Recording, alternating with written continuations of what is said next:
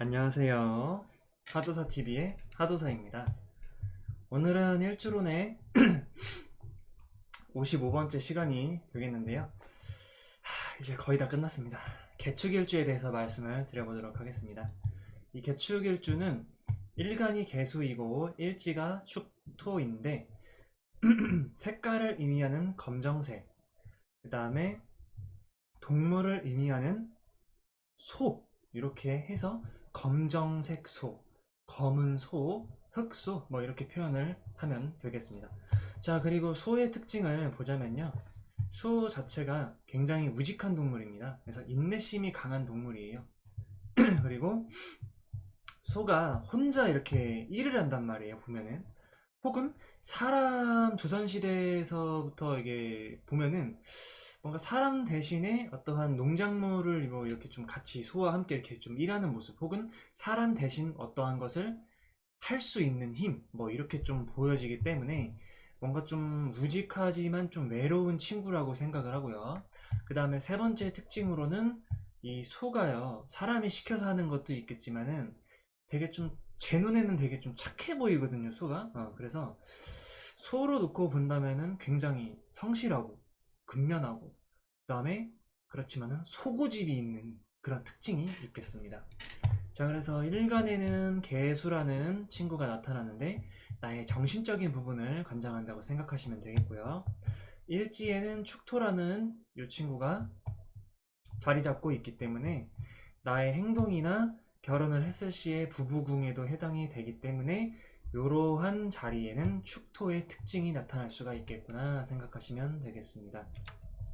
자, 그래서 개축일주의 특징을 보면요, 이 축토라는 게 십성이나 십신으로 봤을 때 편간의 그런 힘이 나타날 수가 있겠고요. 그 다음에 개수의 일간이 관대지에 놓였다, 이렇게 생각하시면 되겠습니다. 이 관대지는 12운성이 되겠고요. 자, 그래서 이렇게 보면은 개수일간이 어떠한 특징이 나타나겠느냐, 성격이나 이상적인 부분에서 나의 뭔가 좀 지식을 담당하고 있는 것도 있지만 정신적인 부분을 담당하고 있는데 그 중에서 지혜를 활용하는 그런 친구입니다. 그래서 개수의 일간이다. 그러면은 지혜롭고, 이게 좀 고립이 되어 있을 경우에 뭐 여름철에 태어난 뭐 개수라면은 여름에 어떻게 이불을 어떻게 활용할 수 있을까 뭐 이런 게 나타날 수도 있겠지만, 그냥 일주로만 놓고 봤을 때는 여러 가지 가능성이 있단 말이에요. 그렇기 때문에 일주로만 놓고 봤을 때는 일간이다, 개수가. 그러면은 사람 자체가 지혜를 담당하고 있고 잔머리를 굉장히 좀 많이 쓸 수 있는 가능성이 있으면서 여성스러울 수 있는 그런 가능성이 높겠구나 생각하시면 되겠습니다. 자, 그리고 축토라는 친구는 실천이나 행동의 그런 부분에 있어서 나타날 수 있는 그 소 같은 특징인데, 일단은 아까 앞서 말씀드린 것처럼 고집이 있다, 되게 우직한 그런 성향이 있겠구나, 움직이는 데 있어서, 행동하는 데 있어서, 사람을 만나는 데 있어서, 인간관계에 있어서, 어쨌든 우리가 살아가는 과정에 있어서 그렇게 나타나겠구나, 이렇게 생각하시면 되겠고요. 그러면서 한편으로는 좀 외롭겠구나, 이렇게 좀 그런 특징이 있겠습니다. 그래서 개축일주는 나의 머리나 몸을 나타내는 그런 일주가 되기 때문에 사람 자체가 지혜롭고 명석하며 잔머리가 좀 돌아가는 그런 게 있을 수 있으면서, 사람 자체가 임수는 거대한 물이에요. 근데 개수는 뭔가 좀 하늘에서 내릴 수 있는 뭐 물, 이렇게 표현도 할 수가 있겠고, 뭐 이슬 뭐 이런 기타 등등의 표현을 할 수 있겠지만은, 어쨌든 임수보다는 작은 물방울 같은 그런 친구거든요. 혹은 어디에 담겨져 있는 작은 물, 뭐 이런 거기 때문에 그러한 거, 그러니까 임수에 비해서 굉장히 예민하거나 섬세한 그런 특징이 있겠구나, 이렇게 생각하시면 되겠습니다. 그래서 지혜로움, 명석함, 잔머리, 섬세함, 감수성이 예민함, 혹은 감정 기복이 예민할 수 있는 사람, 이렇게 좀 표현이 되겠고, 행동적인 부분에서 이제 고집이 있고 그러면서 우직한 그런 행동력이 있으며, 한편으로는 뭔가 좀 외로울 수 있는 그런 가능성이 큰 친구, 이렇게 생각하시면 되겠습니다. 그래서 이 개축일주를 보면은 이 십성이라던가 십이운성도 같이 이렇게 좀 봐서 표현을 한 건데요, 저는 이렇게 좀 생각을 합니다. 이 개수라는 일간은 솔직히 말씀드려서 개수라는 일간은 물로 태어났어요. 음의 성질이 있거든요. 그러면서 비 같은 이런 친구를 보면은 딱 떠오르는 게 뭔가 좀 갈증을 해결해 줄 수 있는 친구, 혹은 이 오행상 보면 목을 키워주는 친구, 이런 친구로 저는 생각을 하고 있기 때문에 물로 태어났으니 어떠한 것을 키우는 능력이 있는 사람이겠구나. 나의 개수라는 임무는 어떠한 목을 키우는 그런 친구, 이렇게 좀 생각하시면 좀 편하겠는데, 어쨌든 이런 것들을 다 통틀어서 본다면 환경에 적응하는 능력이 아주 좋은 친구라고 저는 개수일간이 그렇게 생각을 하거든요. 그래서 환경에 적응하는 어떠한 끈질긴 승부욕이 있는 사람, 혹은 환경에 적응하는 그런 힘도 있으면서 뭔가 좀 편간의 힘이 관대지에 놓여 있고, 축토라는 게 소의 우직함을 나타낼 수도 있지만 개수의 일간으로 봤을 때는 이 축토라는 게 겨울에 이렇게 좀 있는 그런 토예요. 근데 제 기준에서는 뭔가 좀 토답지 않은 토인데, 어쨌든 계절적인 것은 월지로 보지만은 우리는 일주를 지금 보고 있기 때문에 축토라는 친구는 해자축, 이런 방위적인 면으로 보고 계절적인 면으로 봤어도 이 친구는 좀 겨울에 이렇게 좀 있는 그런 토기 때문에 이제 겨울에서 이제 봄으로 넘어가는 그런 환절기에 놓여 있는 토거든요. 그렇기 때문에 개수의 뿌리가 있는 친구라고 저는 생각을 하고 있거든요. 토지만 토답지 않은 토. 그러면서 얼어있는 땅, 뭐 이렇게 조금 이따가 보실 건데, 이렇게 좀 되고 있기 때문에 환경에 적응하는 힘이 있는 그런 사람이면서 뭔가 좀 승부사적인 기질이 있는 그런 사람. 그러면서 나의 일지에 뿌리를 놓여 있는 힘, 이렇게 좀 표현을 해 이렇게 되지 않을까, 이런 저는 생각을 해요. 저는 이렇게 좀 표현하고 싶어요. 자, 그래서 개축일주를 물상론으로 좀 보게 되면요, 개수라는 친구는 하늘에서 내릴 수 있는 어떠한 물 같은 성향인데, 눈, 비, 혹은 어떤 물방울이 맺힐 수 있는 그러한 작은 물방울도 될 수가 있어요. 그래서 뭐 하늘에 있는 것으로 본다면은 하늘에 어떠한 태양을 가릴 수 있는 것이라고 생각을 하면은 구름이 될 수도 있겠죠. 그 다음에 이슬도 될 수 있고, 작은 어떠한 주전자에 담긴 물도 될 수가 있고, 혹은 작은 웅덩이 같은 데에 있는 물, 그래서 작은 물 등, 혹은 인간으로 좀 표현을 하자면요, 이 개수라는 것은 이게 좀 19금이 될 수가 있거든요.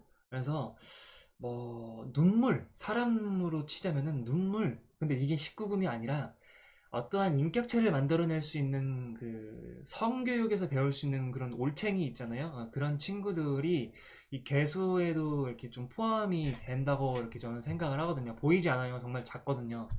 그래서 그런 것들도 이런 개수의 좀 표현이 될 수가 있겠다라고 생각하시면 편하겠습니다. 자, 그리고 두 번째는 이제 축토인데요. 이게 겨울에 얼었다가 녹았다가 하는 그런 차가운 땅이거든요. 그러면서 이제 겨울에 어떠한 생명체가 땅에 이제 조금 자리 잡고 있는데, 그 땅이 이제 봄으로 넘어가는 그런 계절에 환절기에 걸린 친구예요. 그래서 겨울에 얼었다가 녹았다가 하는 그런 차가운 땅 같지 않은 땅, 그런 성질인데, 지장간을 보시면은 개수, 그 다음에 신금, 그 다음에 이제 기토, 이렇게 되어 있단 말이에요. 그래서 이걸 보면은 얼어있는 땅, 자갈바, 이런 표현을 저는 좀 썼어요. 왜냐면 개수는 이게 물이 될 수가 있고, 그 다음에 이제 중기는 신금이 자리 잡고 있거든요. 근데 이 신금은 어떻게 보면은 완성품인 상품이 될 수도 있고, 그 다음에 땅의 중기에 있기 때문에 자갈밭, 혹은 개수가 이제 이 친구와 만나면은 눈이나 그런 게 되거든요. 고드름, 얼어있음, 얼어붙어 있음, 뭐 이렇게 저는 좀 생각이 되고 있기 때문에 얼어있는 땅의 모습, 혹은 자갈밭의 모습, 혹은 뭔가 좀 상품이 중기에 놓여 있는 모습, 혹은 뭐 조금 더 보면은 뭐 해수라는 친구의 간목이 좀 암장되어 있거든요.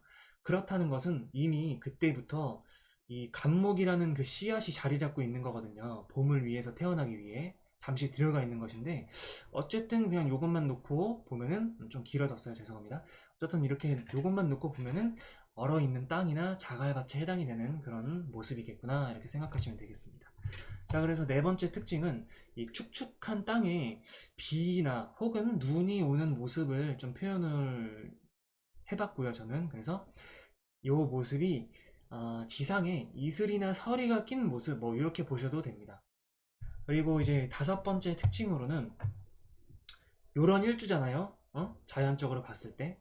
그러면은 환경에 적응하는 능력이 매우 좋은 사람이란 말이에요. 일간 자체가. 그러면은 머리가 좋은 그런 사람이 되고 환경에 적응하는 능력이 아주 뛰어난 사람 혹은 환경에 적응하는 능력이 힘이 있는 사람. 이거는 자연적인 힘이거든요. 자, 그리고 여섯 번째 특징으로 보면은 개축일주를 이렇게 딱 봤어요. 그러면은 개수가 일간에 떠 있는데 축토가 오행상 토예요. 근데 저는 토답지 않은 토고 이 지장간에 개수라는 게 암장되어 있기 때문에 나의 뿌리가 있는 거거든요. 어쨌든 그렇기 때문에 자신만의 우직함, 어느 환경에 적응하는 힘도 좋단 말이에요.